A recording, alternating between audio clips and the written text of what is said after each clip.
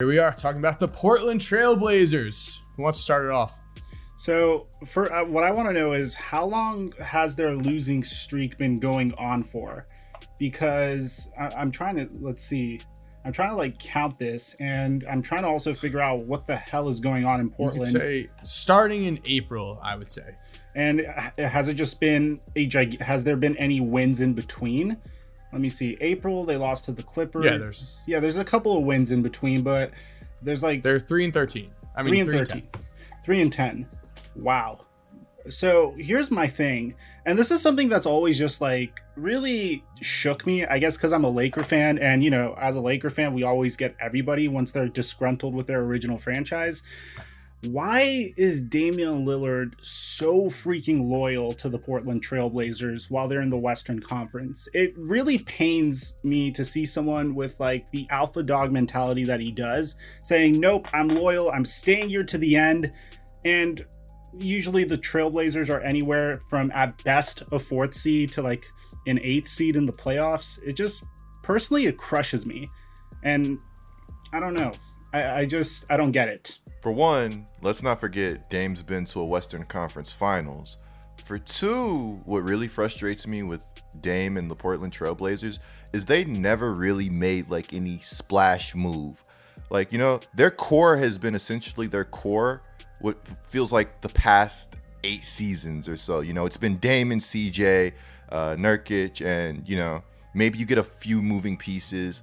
Like, I'm not sure I'm calling acquiring Norman Powell and like Robert Covington and whoever else they acquired this offseason, like going out and being like, okay, look, we're trying to win now. Yeah, I mean, well, I would say with that, you could credit some bad luck. I mean, Nurkic went down when he was playing really well a few years ago. I mean, Mike, what are you trying to say? You're trying to say that Damian Lillard should leave Portland?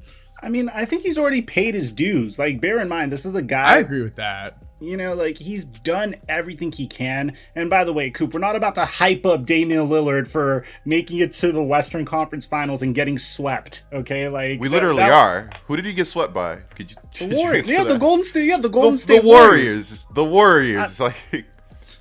I mean, yeah, but yeah, go ahead.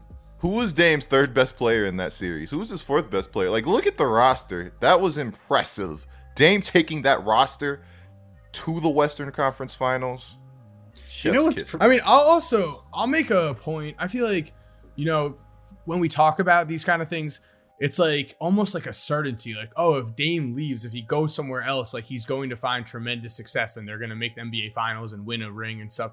It doesn't always happen at all. I mean, we've seen plenty of guys leave teams. We've seen look at LaMarcus James Aldridge. Harden right now. We've seen Russ. Like, you know, those guys eventually left, and you know what's happened. Dame is comfortable in Portland, and I mean, no hate on Dame at all. I got enough comments about Russell Westbrook. It's fine. No hate on Dame, but I mean, with the Portland Trailblazers' recent string of losses, Dame has gone from a guy that was in MVP consideration. Like, we were talking about Dame. We were talking about on this very podcast. We were saying, yo, there's a chance that Dame turns up, that the Trailblazers, you know, jump up to like the 4th or the 3rd seed or something, and Dame, you know, starts putting together those streak of games, those 50-point games.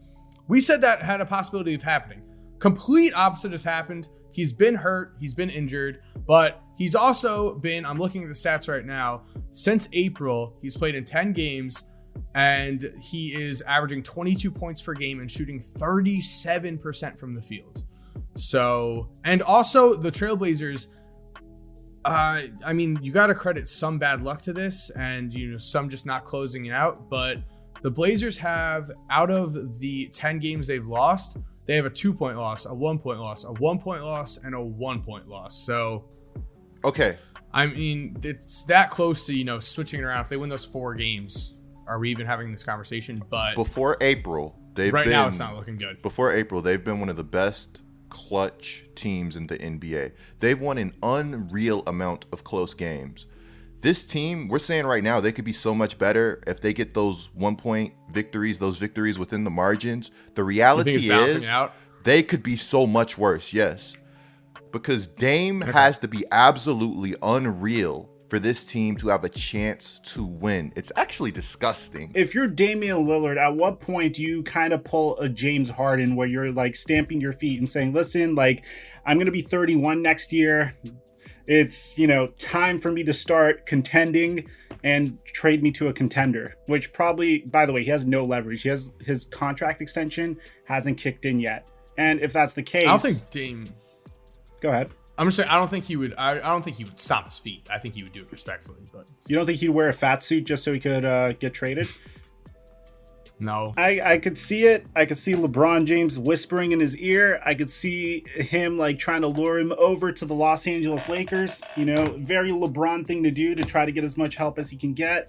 Damian Lillard literally gave the Trailblazers his best years. At that point, I'd like to see him leave, even if it's not to the Lakers. And I know you guys are going to say, this guy's a Laker fan. Let's hate on him because he thinks he's getting everybody. But I just want to see the guy in a situation where he could contend. If there was a guy to go there, I would like to see Dame succeed. I love Dame. He's been doing it. So you're on the Dame to the Lakers train. I don't want to. He's on the Dame to a winner.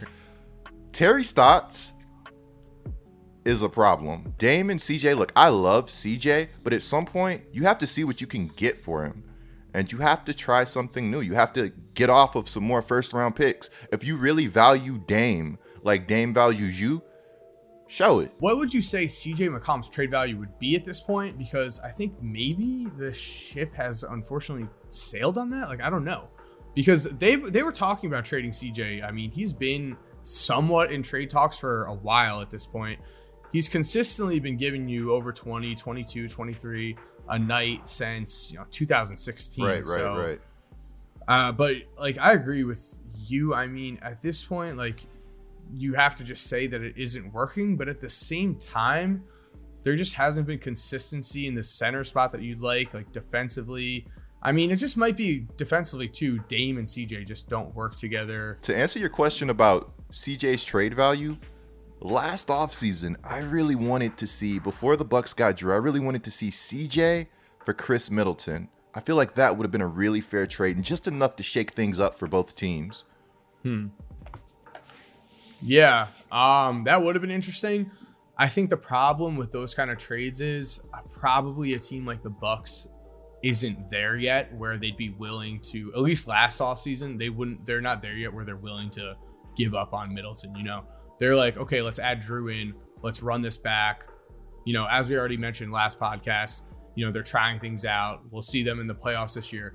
But you're right. When it comes down to teams like the Bucks or Sixers or something, I mean, I'm not saying they're going to get Ben Simmons for him, but I'm just saying a team that has been near the top recently, when they come to the playoffs again, if they underachieve again, then yeah, there probably is a guy that's going to be out there that you could trade CJ for, where both teams are looking to just, add in a completely different look. And then you have a full season to prepare for it. At the same time, there's only so much the Portland Trailblazers could do. They're the Portland Trailblazers. They're not necessarily the largest market. So nabbing Carmelo Anthony for the Portland Trailblazers, that's probably one of the most savvy moves they've made. You guys mentioned that they should try other things. They're trying everything they can. Trading Gary Trent for Norman Powell, I guess, was their way of saying, okay, we're good with Gary Trent. Maybe we could be great with Norman Powell. Brett Brown wasn't the guy in Philadelphia, and bringing in Doc Rivers and placing an emphasis on Ben Simmons defensively changed the Philadelphia 76ers. I think the same thing could be said for the Portland Trailblazers and their coach. Or I could be completely wrong. That's like a move to me that you're just making to say you're making a move. I guess the idea was there. The execution was terrible. In my opinion, they looked at Norman Powell's game logs and they were like, yeah, I like this Powell guy. They need some defense on that. Yeah, exactly. Their roster isn't built great, but at the end of the day, they should still be getting more out of them at the same time. I could understand the rationale too, because in the playoffs last year, Dame was a dog, his sister was talking about Paul George's fiance, and he was hitting these crazy shots. I'd be juiced up betting on Dame too. Okay, the play-in, he was a dog. Not the playoffs. In the play-in, my bad. He chose was the going wrong crazy. team. He was going crazy. He went with the wrong team. Suns, Devin Booker was a dog. Look where they're at. True. Very true. I mean, the only solution I have for Damian Lillard at this point is, could you guys see this? Come to the Lakers, baby. If you're still here while the music is cued, here are 2 videos I think you are definitely going to enjoy. Make sure to click on one of them. Again, I know you're gonna love it. And other than that, have a great day and peace.